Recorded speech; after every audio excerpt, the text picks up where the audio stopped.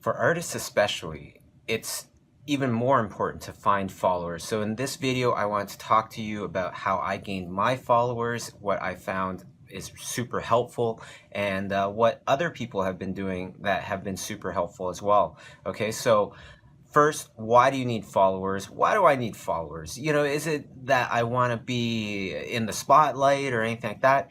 Perhaps, but maybe even more important, you want a job, right? And one of the best ways to get a job, especially for me, I live in Toronto, Canada, and I'm always looking for great projects from California.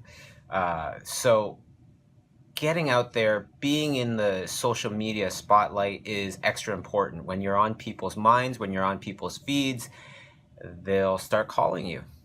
So here is some tips for you on how to gain followers, what's worked for me. Okay, so the first one, be consistent.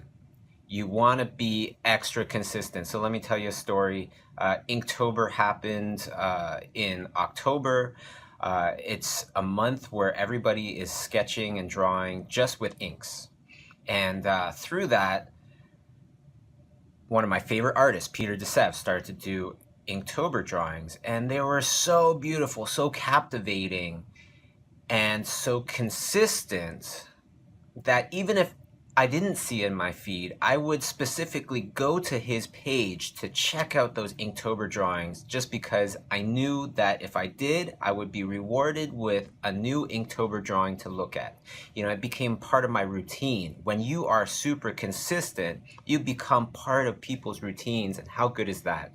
If you become part of a few thousand people's routines to constantly check up on your stuff, wow, that's going to gain a lot of momentum. So definitely be very consistent, even down to the minute sometimes in your posting is extra important. And also, you want to think about, where am I targeting in the world and what time is it over there? You want to make sure that it's during an active time. A lot of active times is right in the morning, right at lunch, and perhaps just before you go to sleep. Those are the times that people tend to check the internet the most and check their social media the most. Okay, number two, be personal. Don't just put up paintings and drawings where you just leave it like that. You just post up the painting and you go, cat on a branch, and that's it.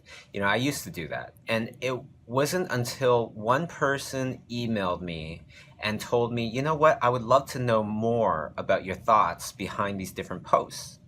And for every one person that's going to attempt to email you, you got to expect that there's like 30 other people that were thinking the exact same thing. So then I started to add descriptions of my post, my thoughts, and all that kind of stuff behind my post. And then it gained a lot more traction. A lot more people were engaging because I was engaging with the audience, right? And that becomes really important.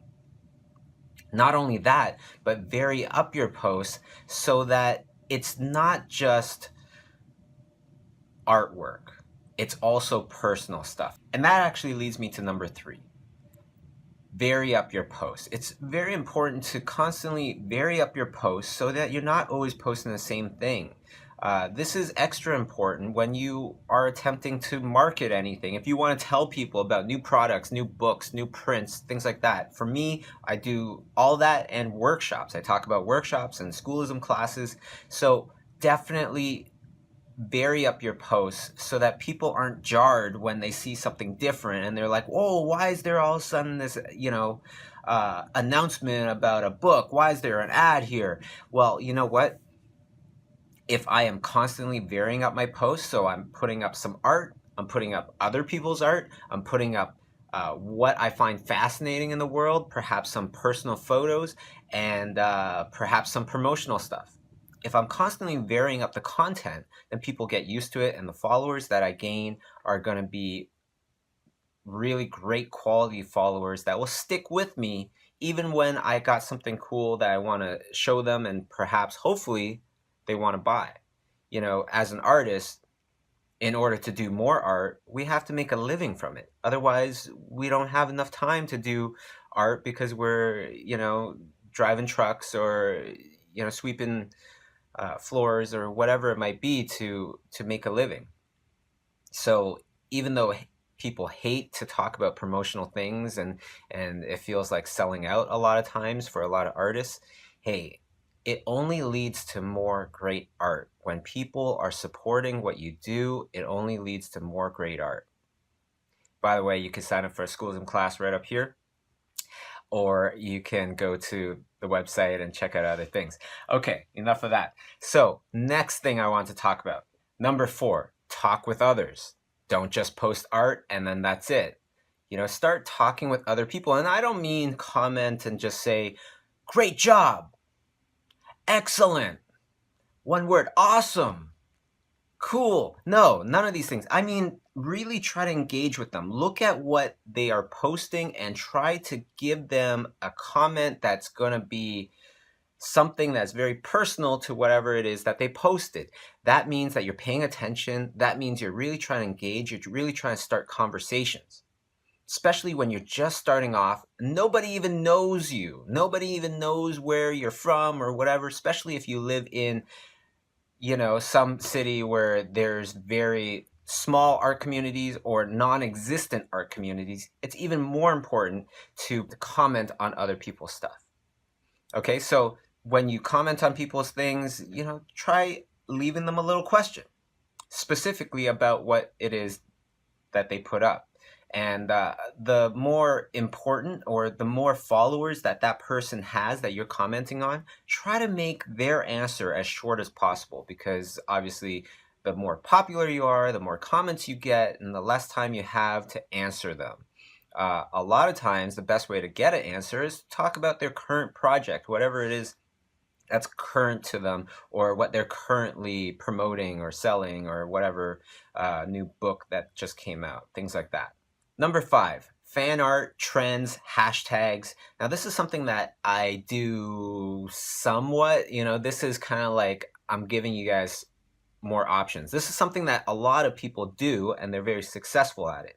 For example, Art Germ, he does a lot of fan art and he is brilliant at it. And obviously, if you look at his followers, it makes a huge difference.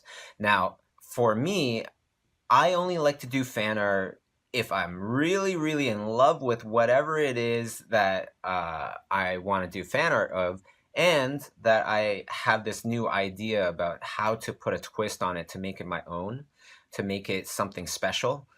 So I don't do fan art as much as, say, Art Germ, but I do enjoy doing fan art occasionally.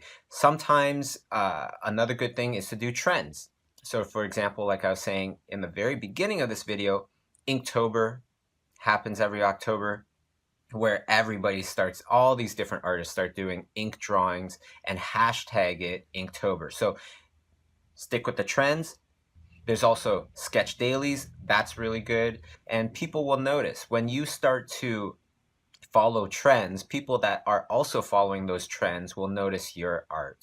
Don't forget to put the hashtags. Those are always very helpful as well, especially when you're at events.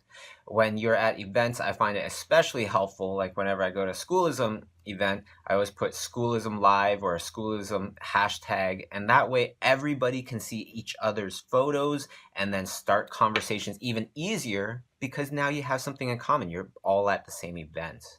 Okay, so last thing I want to kind of touch on is a little bonus, which is commenting on high profile artists. How do you get them to respond? How do you engage them? They have tons and tons of followers. They have tons of likes, tons of comments. How do you get them to start conversing with you?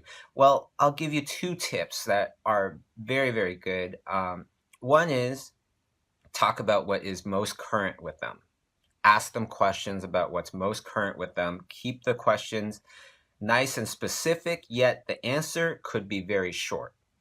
Those are really a lot easier to get a high-profile artist to comment back, especially when you're talking about something that they're trying to promote, because they're trying to promote it, so you're only helping them to promote it more, to talk about it more, because you are inviting them, you're asking them a question. Another thing is, when you comment on high-profile artists' art, I find that it's much easier to tell them how it makes you feel versus what you think about their art, like how good or bad is it. So for example, instead of saying, wow, great job, Ian McKeag, that's a great drawing, good job. Instead of that, I would rather tell Ian, I would say, wow, that really put a smile on my face. Great way to start the day. Thank you very much. Something like that is a really pleasant comment that people will enjoy a lot more. So I hope that helped you. I hope you gain a whole bunch of followers. I hope you follow this stuff, and don't forget to subscribe. And if you like any more topics for me to talk about, just let me know in the comments below. All right. Thank you very much. So 7 steps to becoming an independent artist. I've thought long and hard about how to distill becoming an independent artist into steps that would be applicable not just to my profession, my little world of whatever I do in terms of art, but applicable to any artistic profession. I thought long and hard about it, and I came up with 7 things, 7 steps. Okay, so the very first one